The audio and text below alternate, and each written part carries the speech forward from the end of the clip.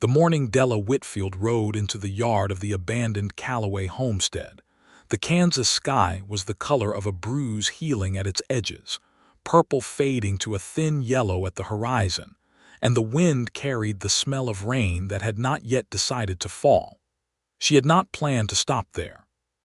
She had not planned much of anything since James Whitfield had gone into the ground 6 months prior, taking with him her certainty about the future, her sense of direction, and very nearly her will to keep placing one foot in front of the other each morning.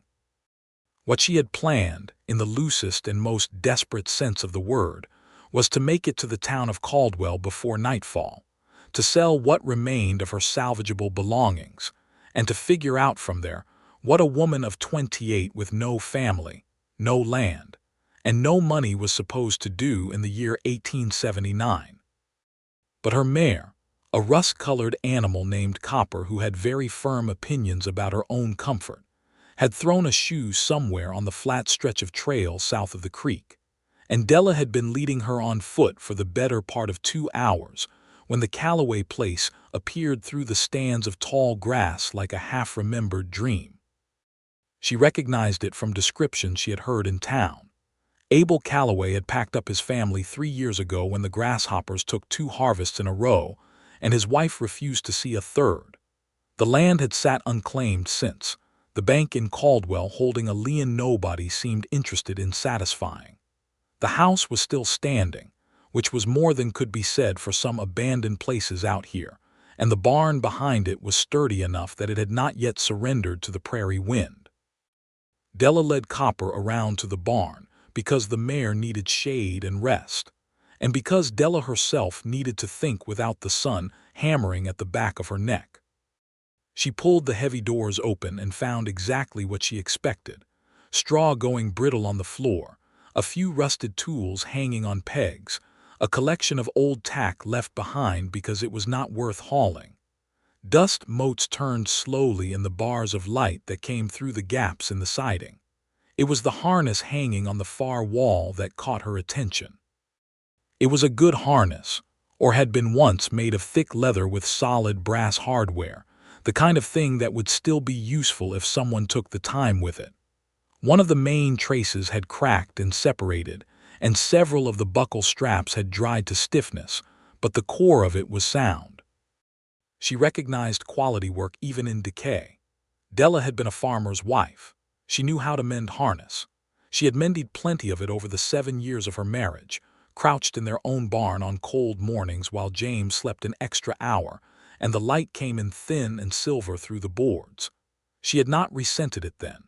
She had been young enough to find virtue in hard work, and she had loved James in the uncomplicated way that young women love the first men who choose them. She found a tin of neatsfoot oil on a shelf, and a stitching all hanging beside a coil of waxed linen thread, both items apparently forgotten in the Callaway's departure. She settled herself on an overturned feed bucket, laid the harness across her knees, and began to work. It was the kind of task that required attention without consuming it, which meant that her mind was free to move through the territory it had been mapping obsessively for weeks. She had $42 and some change. She had Copper. She had a trunk of clothes, a cast-iron skillet, her mother's Bible, and a wedding ring she was not sure yet whether to sell. She had no children, which was its own kind of grief layered under the larger one, a hollow place she had stopped prodding because it only made everything worse. James had not been a bad man. He had been a tired man, worn thin by drought and debt, and the particular stubbornness that keeps a man hammering at the same unyielding earth when any sensible person would have left. He had loved her in his fashion. She had loved him in hers. When the fever took him in October, going fast the way fevers sometimes do in men who have already given most of themselves to something else, she had held his hand and told him it was all right, and she had meant it. And she had also known, even as she said it, that nothing was going to be all right for quite some time. She was working the oil into the cracked trace with her thumb, the leather beginning to soften and darken under her hands, when she heard hoofbeats. They came from the south, a single horse moving at an easy lope, and she felt the small instinctive contraction of her chest that any woman alone in an empty place feels when an unknown rider approaches. She set the harness down carefully on the feed bucket and stood, moving to the barn door to look out. The man who rode into the yard was tall in the saddle. That much was clear from a distance. He rode a gray horse, a big animal that moved with the kind of collected ease that spoke of good breeding and careful handling. The rider wore a dark hat pulled low against the morning glare and a canvas coat that had seen considerable use. He was not riding hard or nervously, which was something. Men who meant harm generally had a different quality of movement, a kind of forward lean and intention. This man was simply riding, unhurried, following the trail that happened to lead to this yard. He saw her in the barn doorway and reined the gray horse to a stop about 20 feet out. He pushed his hat back with 2 fingers, and Della got her first proper look at his face. He was perhaps 32 or 33, she estimated, with the kind of angular features that photographs could not quite do justice to. A strong jaw carrying several days of dark stubble, and eyes that were a particular shade of gray-green that she could identify clearly even from this distance, because the morning light fell directly on him. He was not handsome in the easy, decorative way of some men. He was handsome in the way that a good horse is handsome, through composition and purpose. He looked at her for a moment. He looked at the barn. He looked at the house and the empty yard. Then he looked back at her with an expression of genuine puzzlement that told her he had not expected to find anyone here either. "Morning," he said. His voice was unhurried, with the slight flatness of a man who had spent years in open country where there was no particular need to modulate sound. "Morning," Della said. He nodded toward the house and the surrounding emptiness. "I take it you found this place empty." "I did," she said. "My mare threw a shoe. I needed to stop." He was quiet for a moment, considering this. Then the corner of his mouth moved in something that was not quite a smile but belonged to the same family. "Well," he said, "not any more." There was a beat of silence between them, the kind that happens when 2 people are both surprised by a thing and neither of them is quite sure what to make of it yet. Then Della stepped back from the doorway and said, "Your horse looks like he could use water. There's a pump around the back. It still works."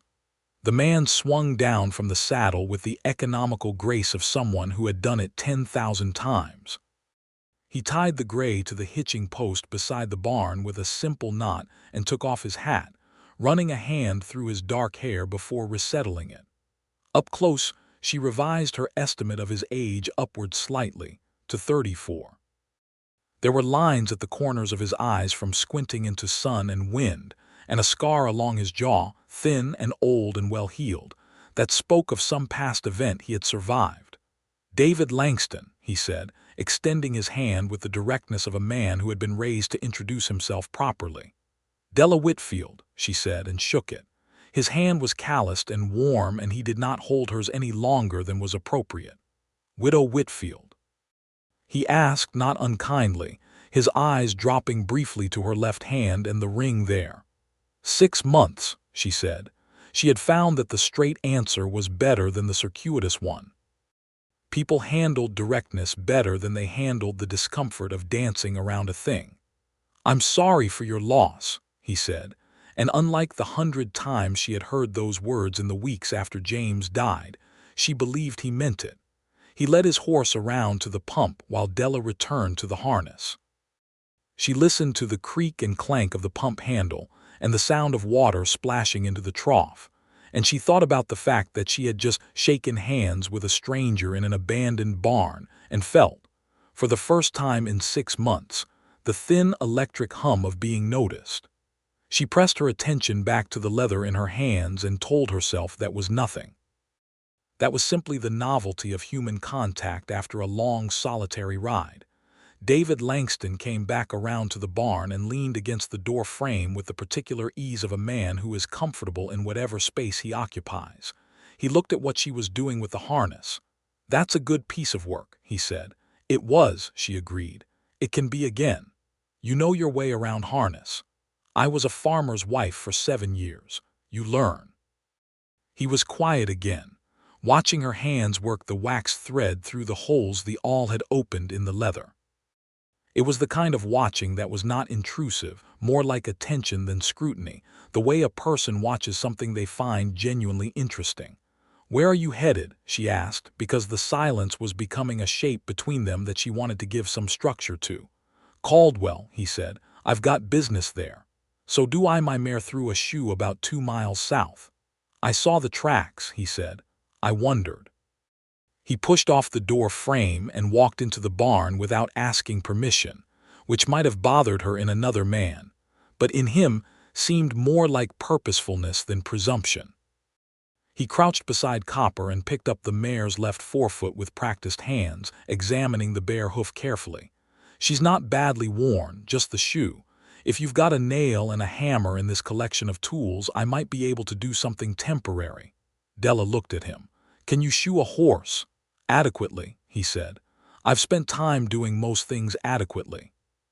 She found a hammer on the wall of the barn and a coffee tin with an assortment of nails, some of which were horse nails, and David Langston spent the better part of 40 minutes working with the tools available to him, fashioning a workable temporary shoe from a piece of flat iron he found in a pile of scrap metal in the corner of the barn, cutting and shaping it cold and fitting it as best he could to Copper's hoof.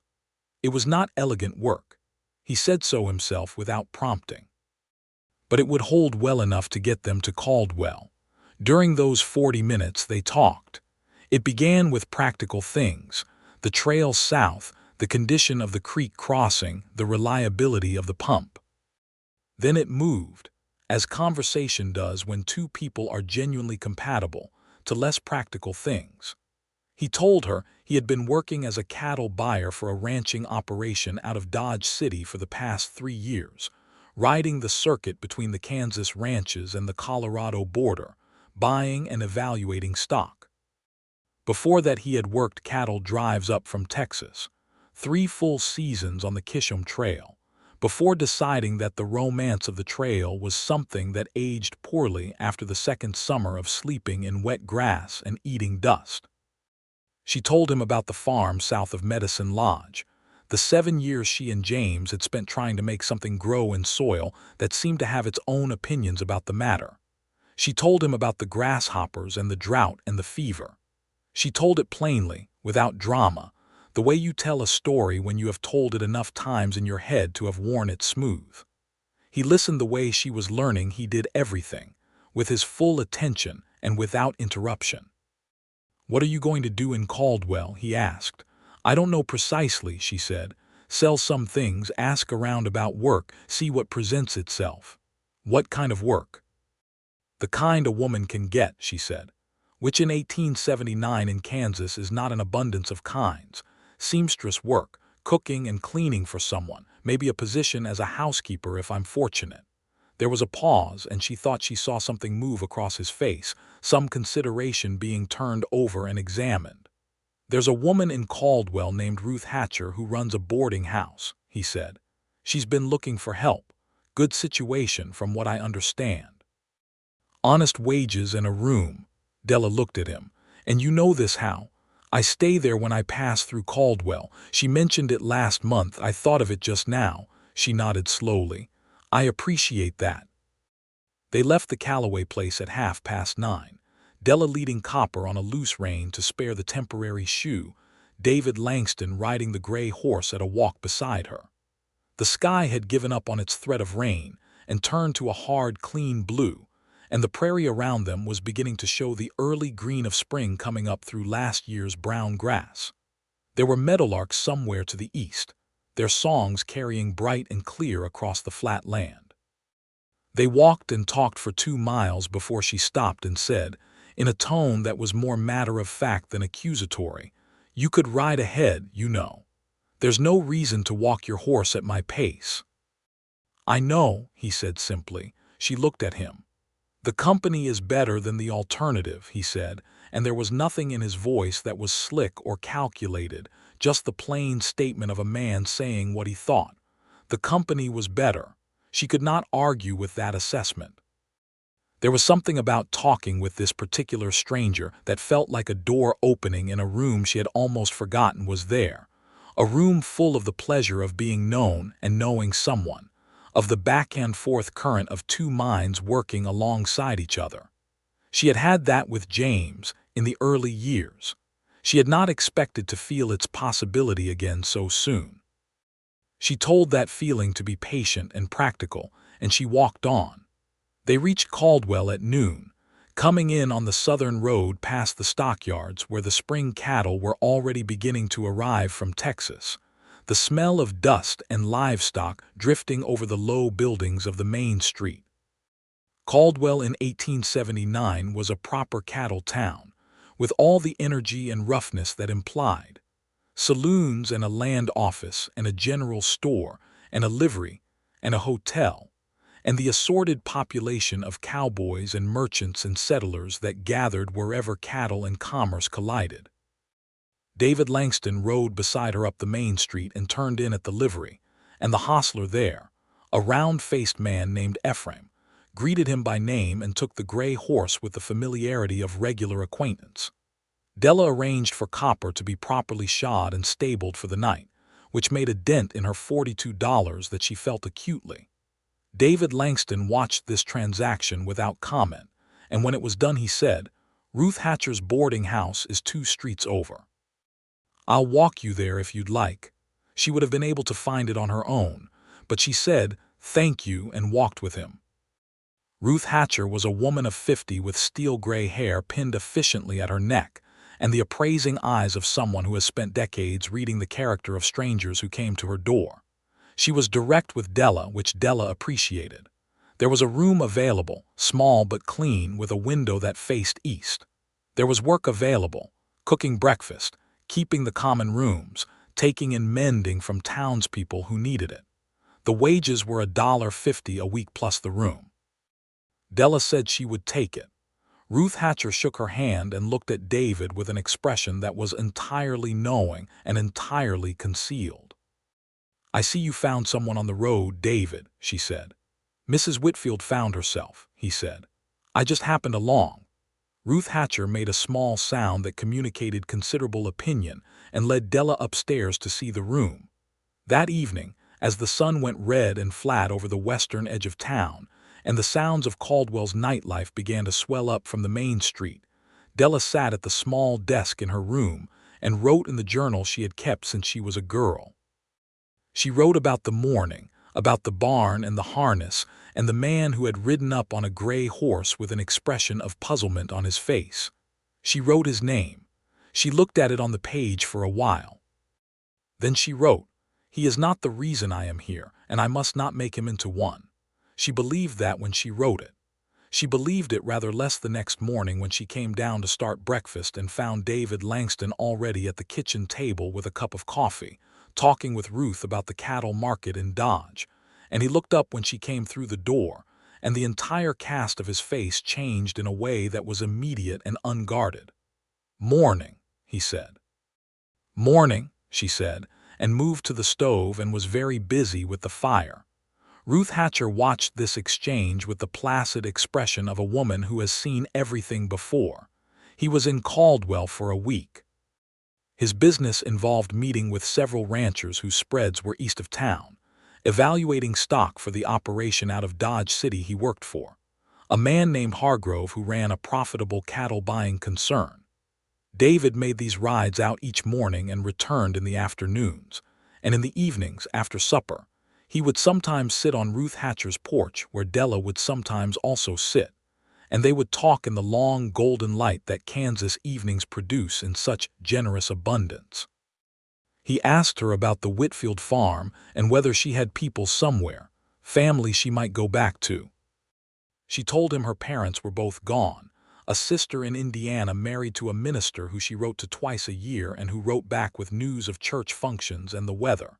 She told him that the farm had reverted to the bank and that she did not particularly mourn it, which surprised him, she could tell.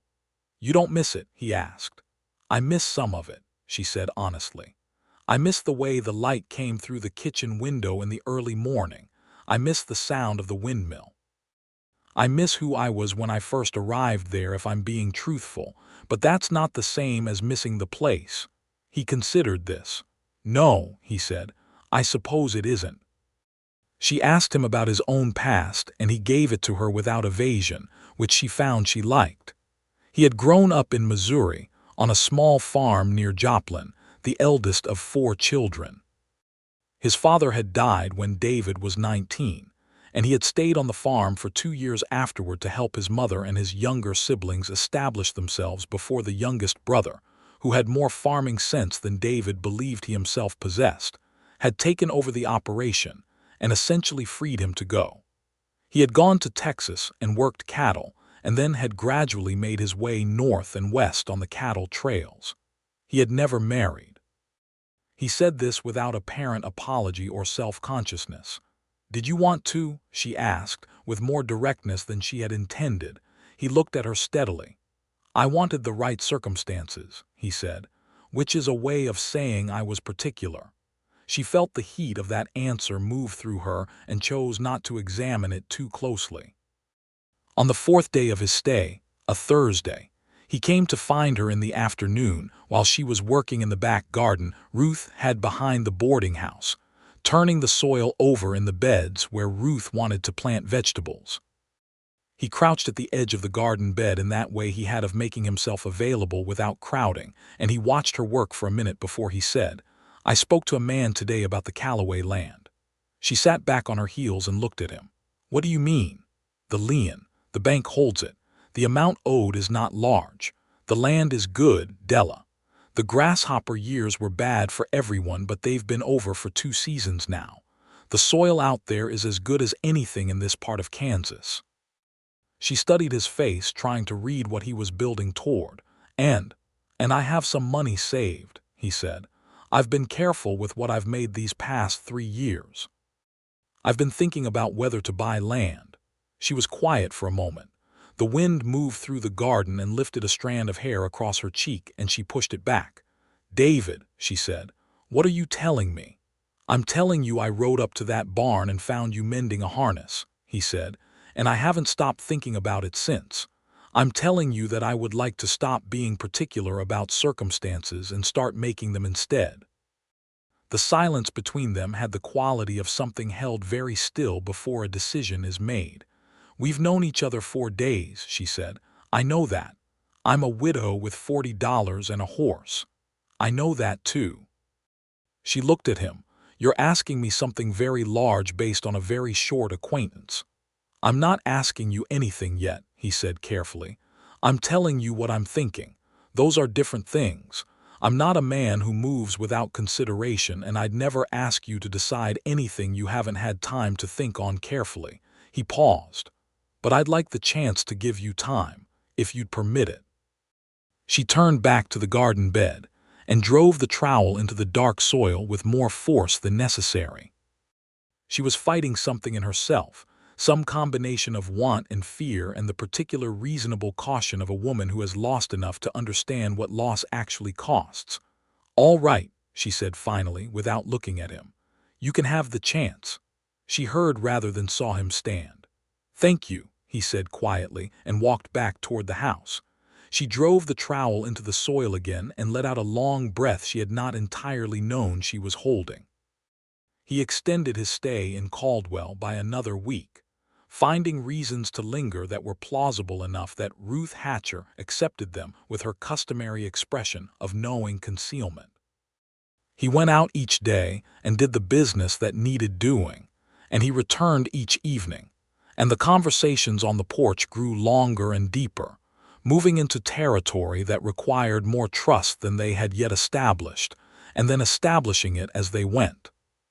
She told him about the miscarriage she had in the 2nd year of her marriage, and about the hope and the disappointment that had repeated itself twice more in the years after, and about the way that particular grief had eventually become something she carried in a quieter place, still present but no longer sharp. She told him because he had asked carefully and with evident awareness of what he was asking, whether she wanted children, and she had decided that the honest answer required the honest context. He listened without flinching or deflecting. When she finished, he said, I'm sorry that happened to you. I'm sorry it happened 3 times. Some women would have given up on wanting what I still want, she said. You're not some women, he said. She looked at him in the fading light, this man with his honest eyes and his steady way of being in the world, and she felt something in her chest that was not merely the hum of being noticed anymore. It was something with more weight and more warmth than that. She recognized it with a combination of gratitude and terror. He took her riding one Sunday afternoon, out of town, and across the open prairie to the east where the land rolled gently, and the wildflowers were beginning their spring assertion, bluebonnets and prairie phlox pushing up through the grass.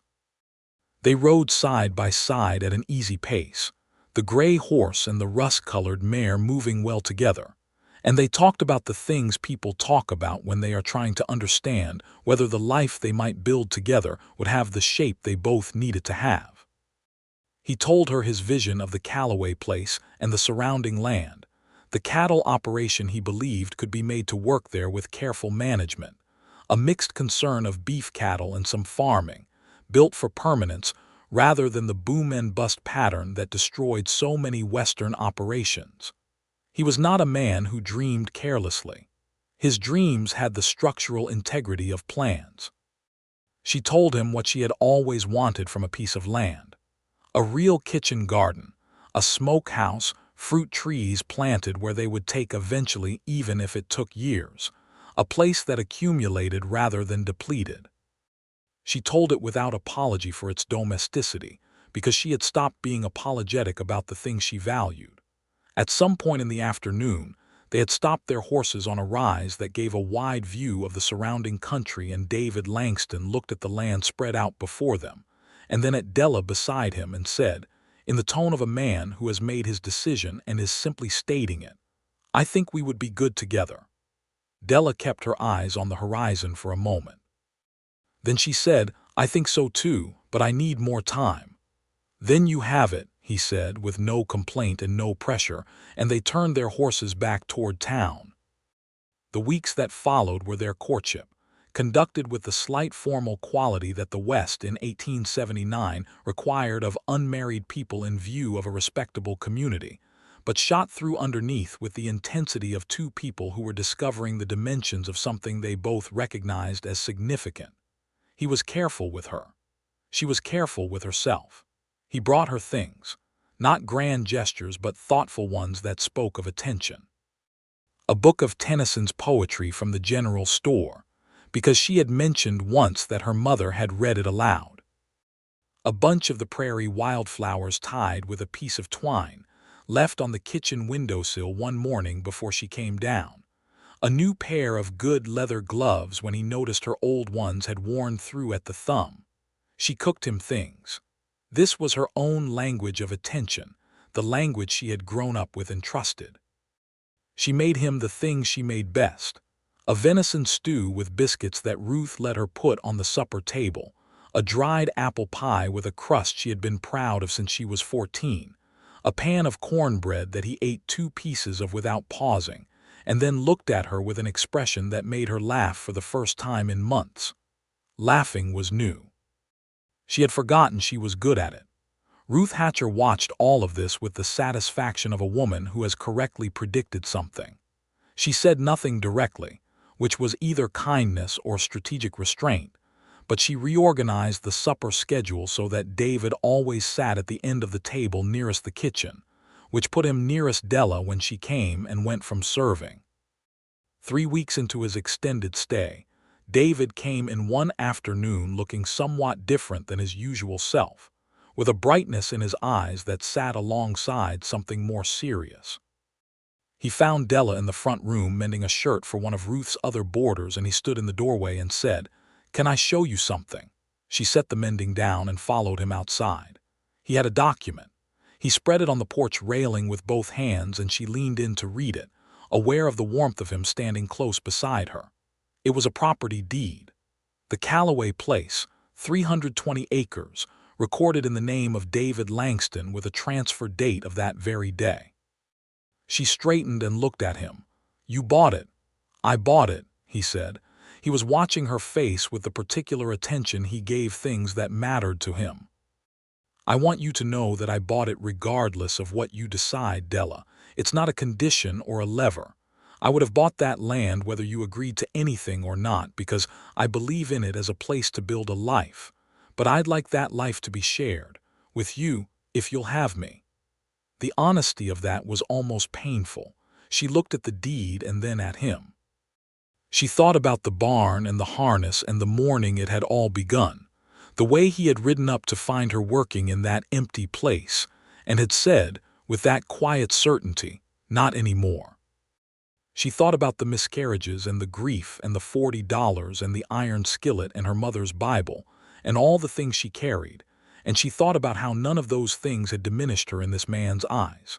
She thought about the laugh she had discovered was still inside her. She said, "I'll have you, David Langston." The breath he let out was very long, and something in his shoulders released that she had not known was held. He took her hand and she let him, and they stood on Ruth Hatcher's porch with the deed to the Callaway land between them and the Kansas afternoon full of wind and birdsong. And he brought her hand up and pressed his lips to her knuckles with a formal tenderness that made her throat tighten. They were married 4 weeks later by the circuit preacher who came through Caldwell on his regular route, a spare and efficient man named Reverend Cutler, who performed the ceremony in the parlor of Ruth Hatcher's boarding house with Ruth herself and Ephraim from the livery as witnesses. Della wore her best dress, blue calico with white trim that she had let out at the seams and pressed until it looked almost new. She had sold the first wedding ring 3 weeks before, not with grief but with a sense of completion, and David had replaced it with a simple gold band from the jeweler in Caldwell, plain and solid and right. She did not cry at the ceremony, but her voice was not entirely steady when she said the words, and David's hand holding hers was very warm and very certain. Ruth Hatcher produced a cake afterward that was better than anything available in the hotel dining room, and Ephraim brought a bottle of decent whiskey, and they all sat in the parlor in the late afternoon light, and it was simple, and it was right, and it was enough. The Callaway place received them a week later, Della and David arriving in a wagon loaded with their combined possessions, which were not many but were sufficient. The house was sound if dusty, with good bones and a fireplace in the main room, and a kitchen range that needed only a new piece of stovepipe to be functional again. The barn was the same barn Della had sat in with the harness on her knees 2 months before, and she walked into it on that first afternoon, and stood there for a moment while David unhitched the horses, and she felt the strange circular logic of it, the way a life can bring you back to the precise right place through what appears to be accident. She took the mended harness from the wall where she had left it and hung it on a proper peg with the care it deserved. The first summer was work. It was nothing but work, honest and exhausting and satisfying in a way that the years of futile labor on the Whitfield farm had not prepared her for, because this work was accumulating into something. David was methodical and knowledgeable, and he did not push beyond what the land and their resources could sustain, which was itself a revelation after James's desperate overextension. He bought 12 head of cattle in June, good quality stock that he had evaluated himself and knew were worth what he paid. He spent the summer months getting the outbuilding sound and the water situation established, a proper well dug in the right location rather than relying solely on the creek. Della built the kitchen garden in the space she had identified from the first week, a south-facing patch beside the house that caught light from morning through afternoon. She planted what she had time to plant that first season, beans and squash and root vegetables, with the fruit trees ordered from a nursery in Wichita to arrive in the fall. She kept chickens, 6 hens and a rooster that David had acquired in a trade with a neighbor to the east, a taciturn man named Bowersma who ran sheep, and seemed to consider this an eccentric but acceptable lifestyle choice. They worked alongside each other with the efficiency of people who are well matched in temperament and capability, who understand each other's rhythms and do not require constant negotiation. There were adjustments, as there are in any marriage, and there were nights when the exhaustion of the day made them shorter with each other than they intended, and there were the specific difficulties of learning to share a life with another person after years of independence. But these things resolved themselves with the consistency of two people who were fundamentally committed to the resolution. What Della had not anticipated, or had not permitted herself to fully anticipate, was the quality of happiness that could exist in the ordinary. She had been happy in her first marriage, particularly at the beginning, but it had been a happiness under constant pressure, subject to the weather and the debt and the erosion of hope. This happiness was different. It was quieter and deeper and more reliable, and it had underneath it the specific warmth of being genuinely known. David knew her. He knew she was not a morning person in the deep sense, that she needed 20 minutes of quiet coffee before she was fully present in the world, and he gave her that without resentment. He knew she found comfort in the physical work of cooking in a way that was almost meditative, and he never rushed her away from the kitchen or implied that other things were more important. He knew that she carried her losses internally, and that the way to help her when she went quiet was not to ask probing questions, but to simply remain close and available. She knew him too.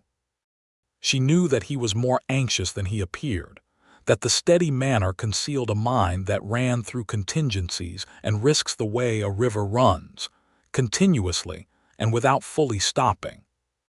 She knew that the cattle operation was a form of security building for a man who had grown up watching his father lose ground to forces outside his control, and that understanding it in those terms made her a better partner for it than she would otherwise have been. She knew that he needed to ride out alone sometimes, not because anything was wrong, but because open country was, for him, a kind of thinking space that required solitude, and she never took this personally. They had been at the Calloway place 4 months when, one October evening with the first cold coming in from the north and the stove putting out its serious warmth, David Langston sat down at the supper table and said, "I want to build you the kitchen you deserve." She looked up from the pot she was stirring. "What do you mean?" "This one is adequate," he said, with the precise word choice he used when he was making a distinction. "You deserve more than adequate. I want to build the kitchen you would have built if you'd started from the beginning with everything you needed." She stood there with the wooden spoon in her hand and looked at her husband and felt the warmth of being considered so specifically, so practically in the way that meant most to her. "That would cost money," she said. "We have enough," he said. "Or we will by spring if the cattle prices hold. I'd like to spend some of it that way." She said, "I'd like that very much." They built the kitchen addition in the spring, David and a carpenter from Caldwell named Fredericks working through April and into May, and Della consulted on every decision with the specificity of a person who has thought about what she wants for a long time without being asked. The finished room had good natural light from 2 windows and proper shelving, and a working surface of the length and height she needed, and a new cast-iron range that was the finest appliance she had ever touched. The night they finished, Della stood in the empty new kitchen in the late evening, running her hand along the smooth wood of the work surface, and David stood in the doorway watching her with his shoulder against the frame and his arms crossed, and a look on his face that she could read now with the fluency of love. "What are you thinking?" he asked. "I'm thinking I've never had anything this fine," she said, which was the honest answer. "You'll have finer things," he said, with the confidence of a man who intends to make that true. She crossed the room and put her arms around him in the doorway of the new kitchen, and he held her with both arms and his chin resting on the top of her head, and the ranch was quiet around them with the sounds of spring settling in. That summer she was expecting their first child. She knew it in July, the same way she had known the other times, the specific bodily certainty that precedes any other evidence. And this time she carried the knowledge for 3 weeks by herself before she told David, not because she was excluding him, but because she needed to find her own footing first with the hope and the fear that came in equal measure with it. She had lost 3 pregnancies. She was 30 years old. She was, the doctor in Caldwell told her in August when she went to see him, in good health, well nourished for the first time in years because the ranch was producing abundantly, and she was not going hungry, and there was no particular reason to assume the worst. She told David on a Sunday evening in August, walking with him along the creek where the cottonwoods were full and green. She said it simply, the way she said most things, and she felt him stop beside her, and then very carefully and deliberately take both her hands. He did not say anything for a moment. She watched his face, which went through several things in quick succession before settling into a combination of joy and serious protectiveness that she felt in her chest like warmth from a fire. "How do you feel?" he asked, cautious, she said, and hopeful both at once. "That's reasonable," he said. He was holding her hands with a care that was almost too much to bear. "We'll be careful. It's not the kind of thing carefulness controls," she said. "I know that from before." "I know," he said, "but we'll be careful anyway, and hopeful, both at once." She leaned her head against his shoulder and they stood by the creek in the August heat, and the cottonwood leaves moved overhead, and she let herself be hopeful without qualification for the first time in a very long time. The pregnancy held. Autumn came and the cattle were sold and the prices were good, better than David had projected, and he sat at the kitchen table on the October evening.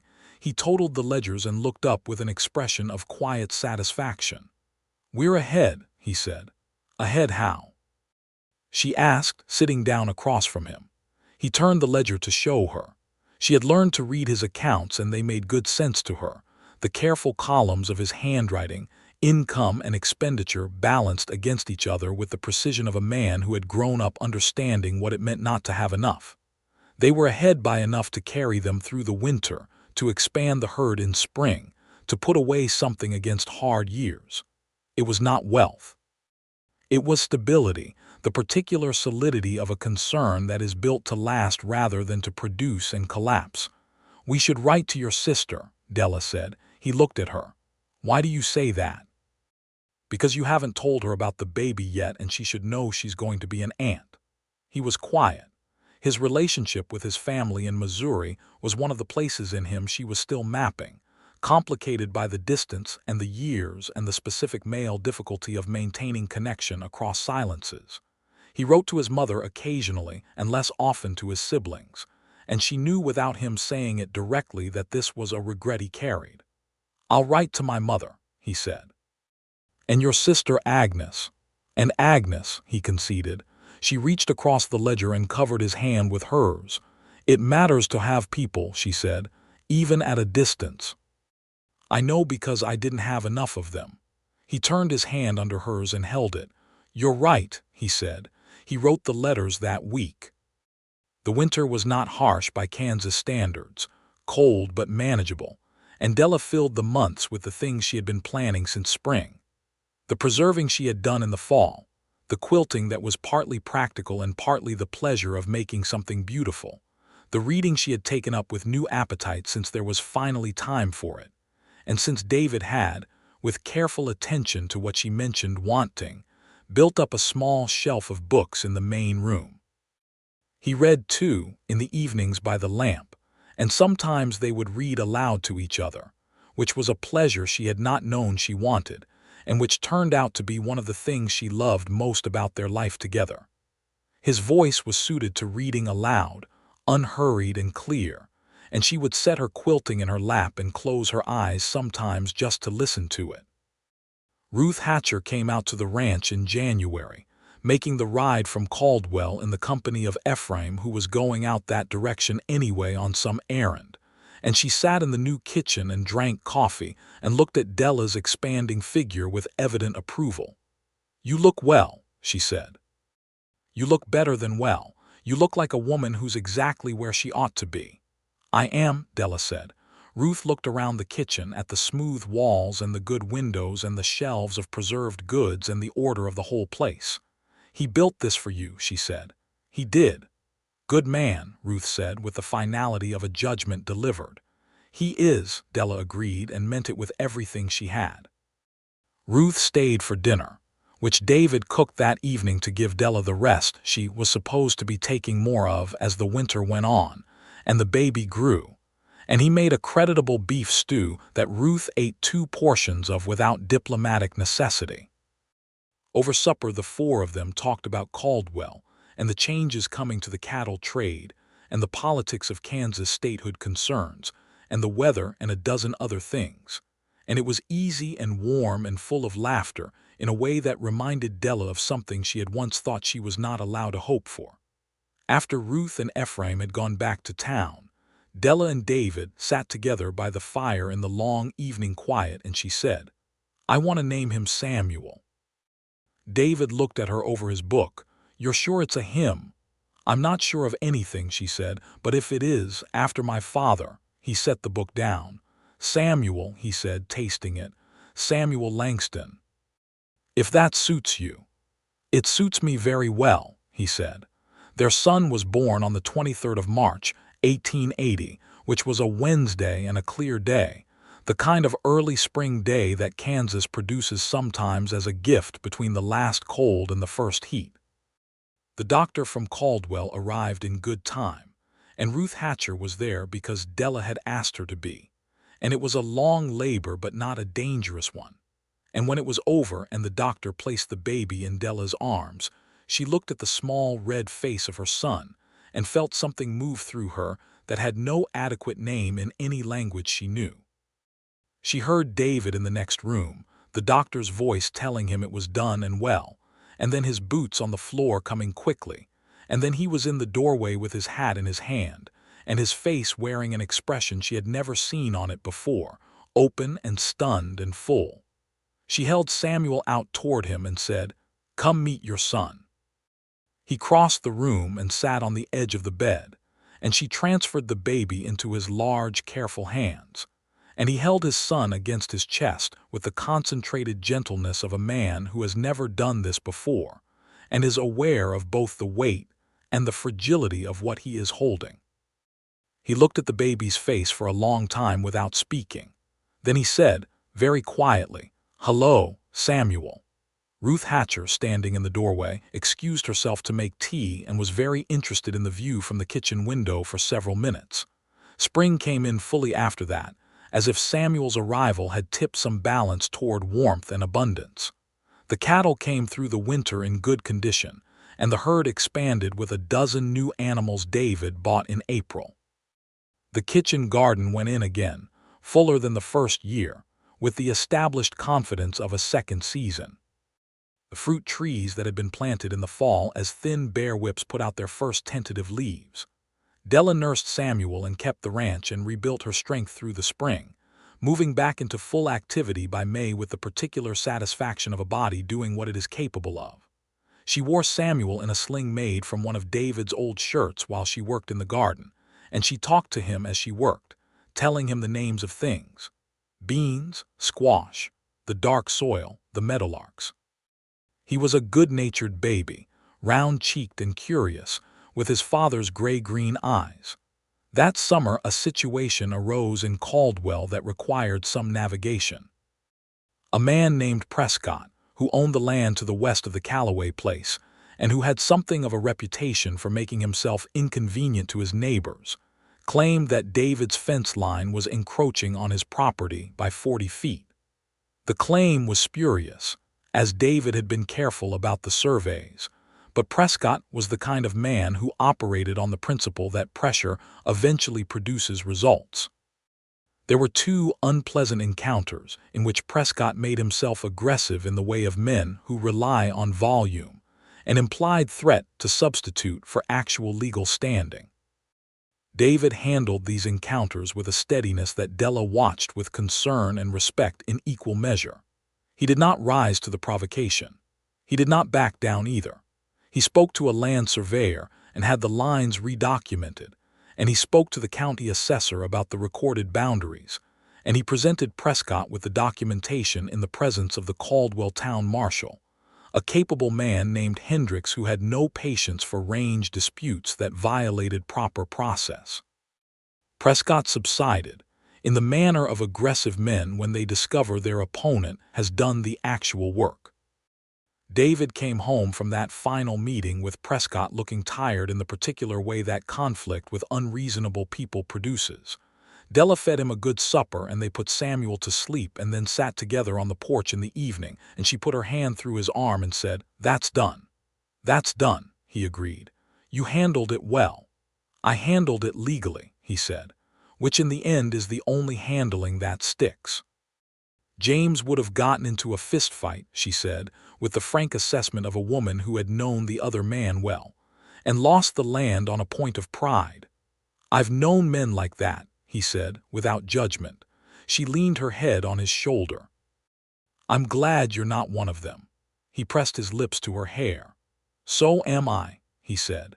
The second year turned into the third and the fourth, with the accumulation of ordinary life made extraordinary by the quality of the people living it. The ranch grew steadily, not dramatically but soundly, each year a measured improvement on the last. David expanded the herd and began selling cattle directly to buyers from Kansas City, rather than going through the middleman network, which improved their margins considerably. Della expanded the kitchen garden to a full working garden that supplied them through the summer and well into winter through her preserving, and the fruit trees began to produce in the fourth year, apples and pears coming in abundance, and the 2 cherry trees she had planted on a hopeful instinct producing more than she had expected. She taught herself to make a cherry preserve that became, according to Ruth Hatcher, the finest thing produced in the southern half of Kansas County, which was possibly an exaggeration, but was delivered with complete conviction. Samuel grew from a baby into a toddler into a small, determined boy who had his mother's capacity for sustained attention and his father's steadiness, and who showed, from the time he was old enough to follow David around the yard, an interest in the horses that was entirely his own. By the time he was 3, he could name every horse on the property, and was working on a relationship with the gray, who was getting old now but retained his excellent manners.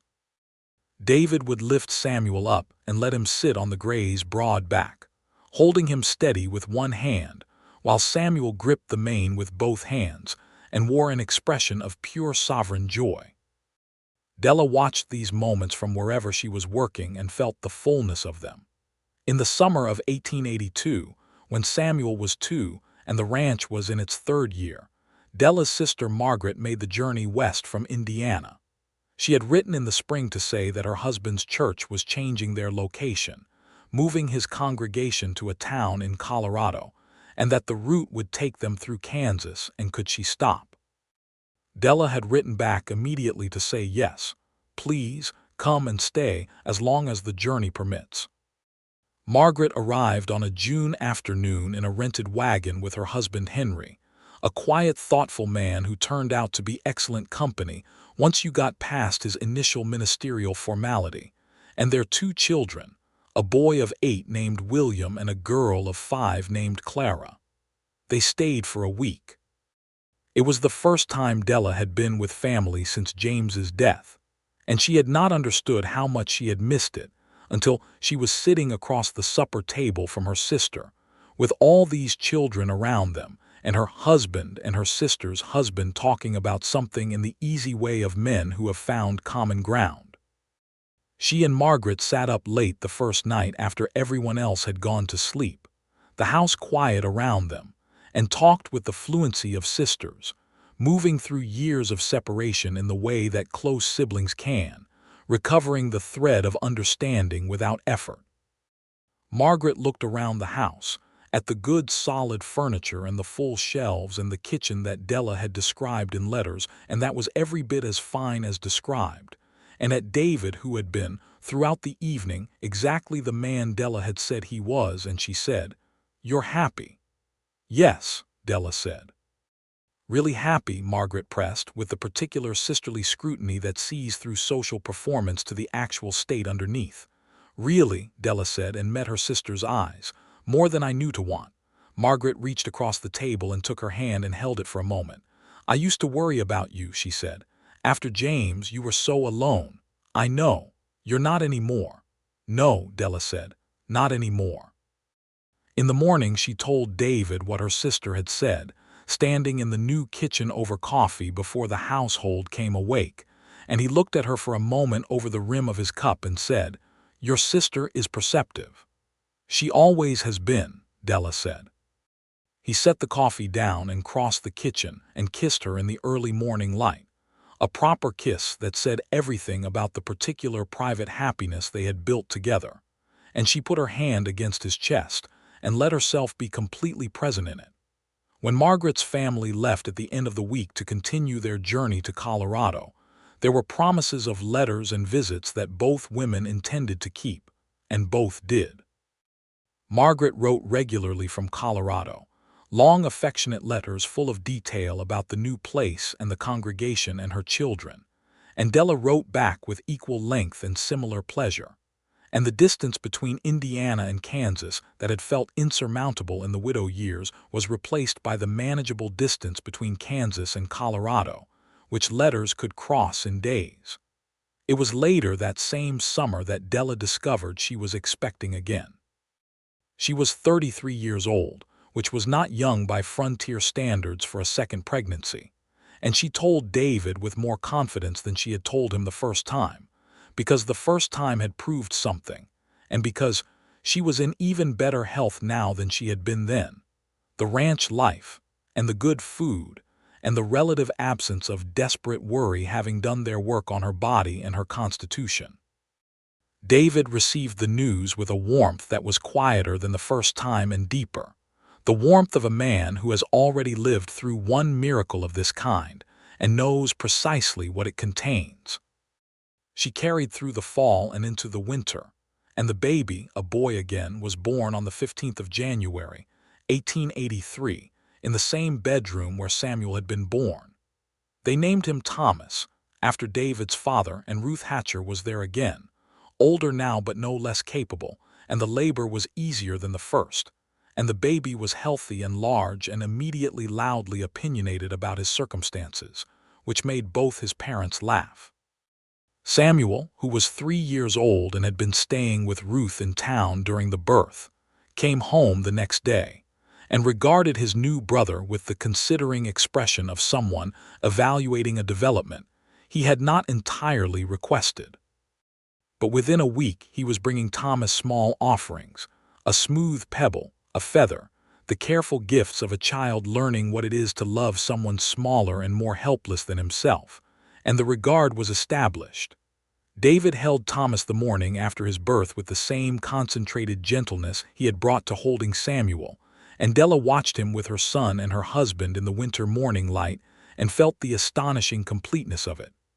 "2 sons," she said.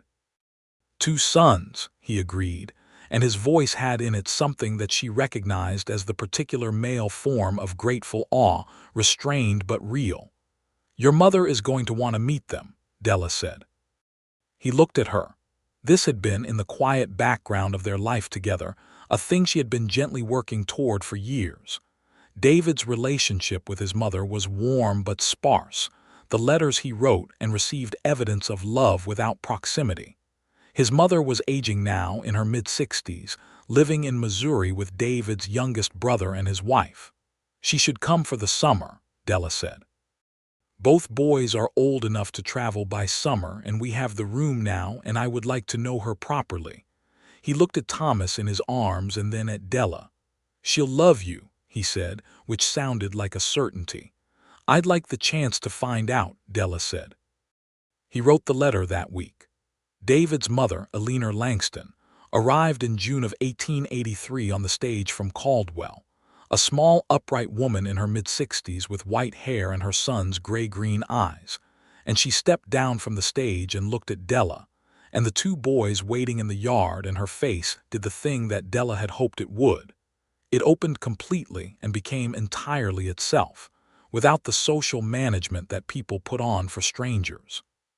She took Samuel's face in her 2 hands and looked at him with the undisguised love of a grandmother, meeting a grandson she has only known through letters.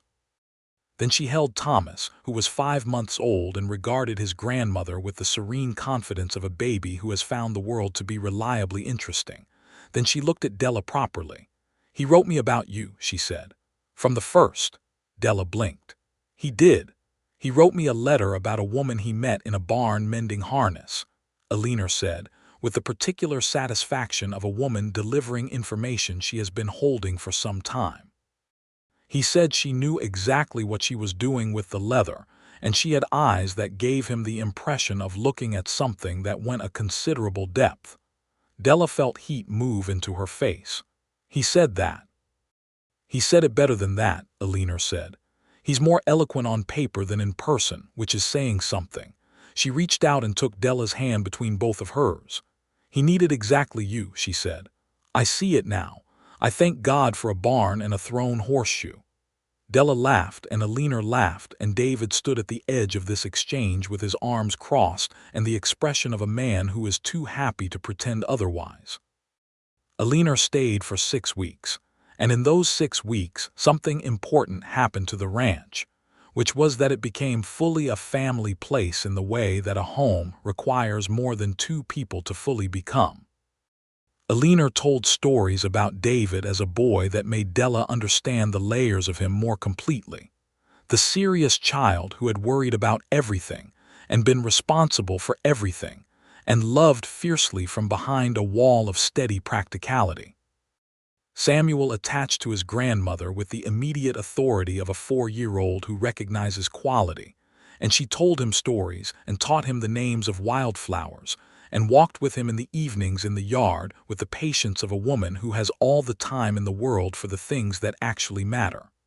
When she left, she held Della for a long time at the stage departure and said, "You'll come to Missouri," not as a question. "We'll come," Della said. "Next spring if the timing suits."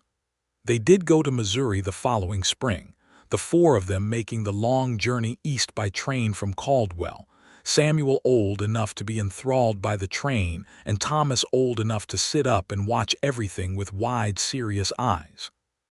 They spent 3 weeks with Alina and David's brother James and his family, and the country was different from Kansas, greener and more closed in. And Della found she missed the open sky but loved the concentrated family of it. The house full of cousins and the table full of voices and the feeling of roots that connected you to something older than yourself. They came home to the ranch in late May, and it was the coming home that told Della everything she needed to know about where she was rooted. The flat open country of southern Kansas, the big sky, the smell of grass and cattle and turned earth, the particular quality of light on the plains. This was her country now. She had arrived in it as a farmer's wife who did not yet know what she was capable of, and she had stayed as something that contained all of that history and was also entirely its own new thing. David drove the wagon the last miles from Caldwell to the ranch in the late afternoon, and when the house came into view on the rise above the creek, Della put her hand on his arm and he looked at her. "Home," she said. "Home," he agreed. Samuel stood up in the back of the wagon, as he had been told not to do 17 times in the journey, to get a better look at the horses in the pasture. And Thomas reached for his mother's hair with the determined grip of a baby who has decided that hair is a satisfactory handhold. And the gray horse was in the pasture fence near the barn, because he had always been able to tell when they were coming home, and everything was exactly as it should be. The years that followed were built of the things that good years are built of: work and harvest and weather and loss and laughter, and the accumulation of days into decades. Samuel grew tall, with his mother's dark eyes in his father's angular face, and developed into a young man who was at home on a horse and in a field and in a book in equal measure, the combination of his parents' gifts working in him in a way that made both of them quietly proud. Thomas grew broader and steadier than his brother, with a gift for the cattle and the land that was almost uncanny, the kind of instinctive reading of soil and animal that could not be entirely taught, that seemed to come from some deep alignment between a person and the particular work they are meant for. They added to the house in the 6th year, a proper front room and 2 additional bedrooms, and added to the herd, and added to the garden until it was producing enough that Della began selling preserved goods to the general store in Caldwell, and had a small but steady income from that alone, which she kept in her own account at the bank, with the particular satisfaction of a woman who has learned to value her own economic standing.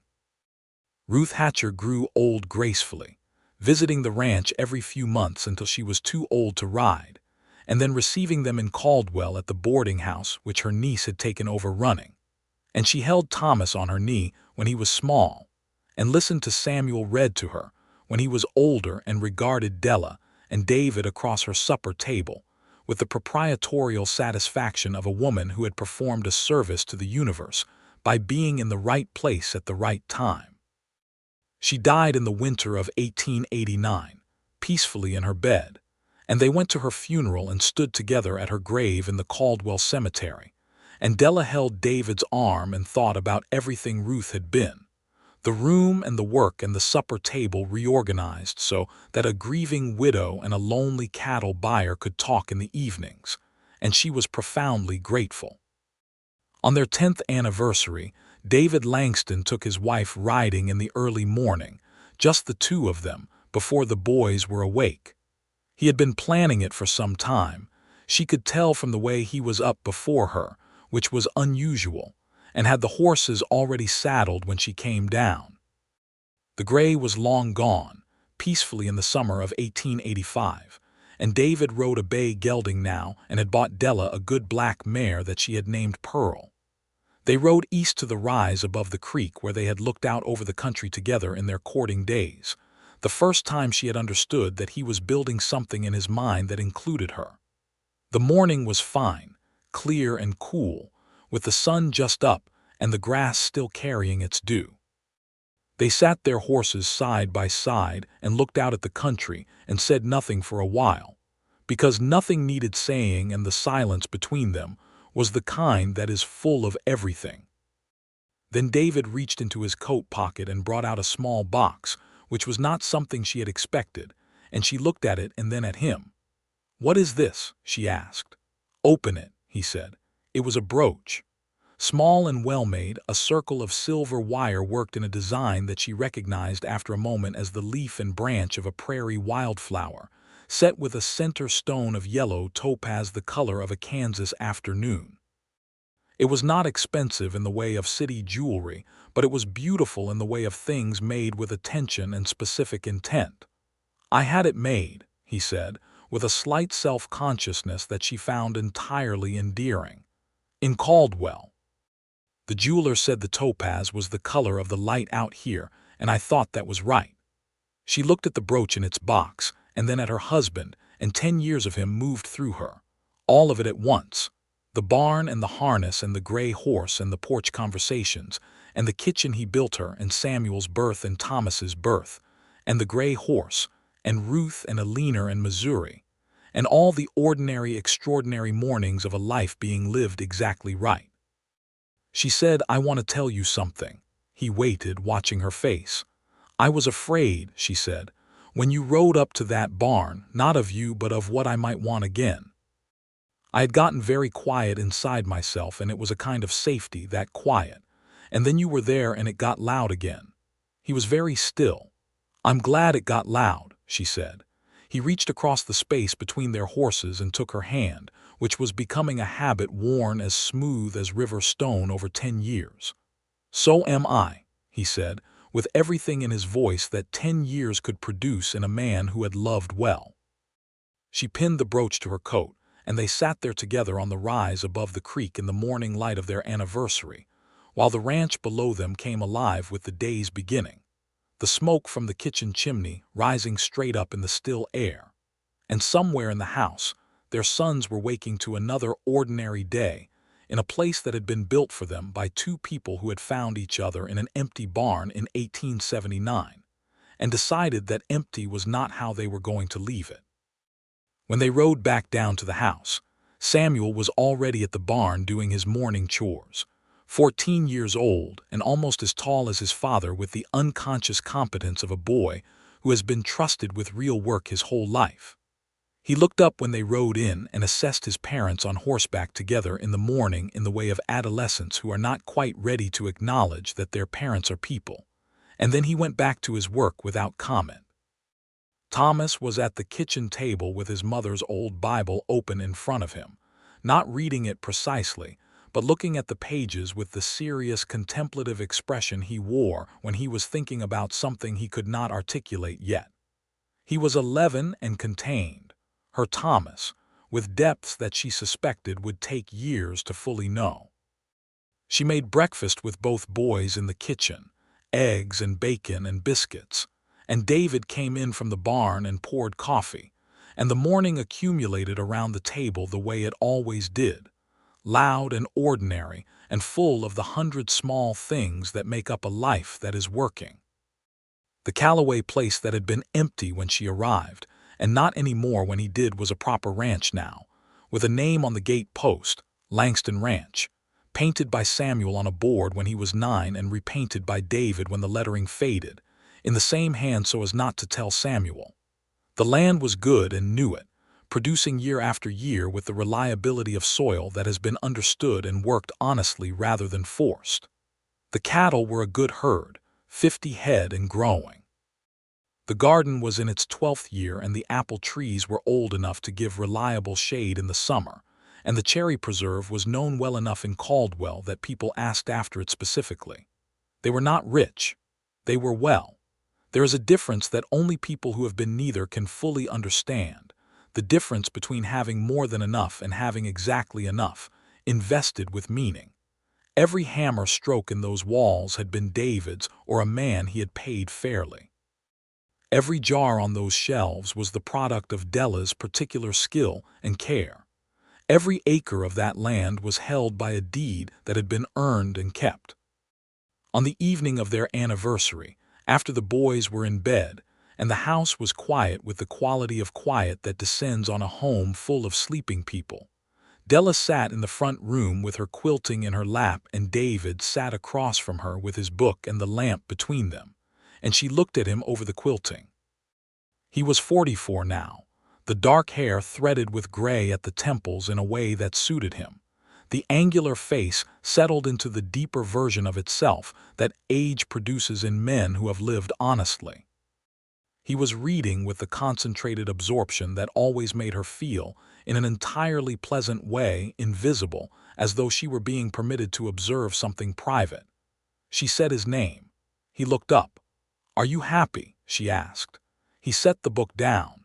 He looked at her the way he had been looking at her for 10 years, with the full attention that had been one of the first things she had recognized in him and had never stopped being grateful for. He looked at her and at the room and at the house around them and at everything it represented and contained. "Yes," he said, "entirely." She nodded and went back to her quilting, and he went back to his book, and the lamp burned between them in the Kansas night, and outside the prairie stretched away in all directions under the enormous stars, and the Langston Ranch held its ground steady and sound, built from an empty barn and a thrown horseshoe and a harness mended back to usefulness, and two people who had ridden up to an abandoned place and decided together, in ways that accumulated slowly into everything. That empty was no longer what it was going to be.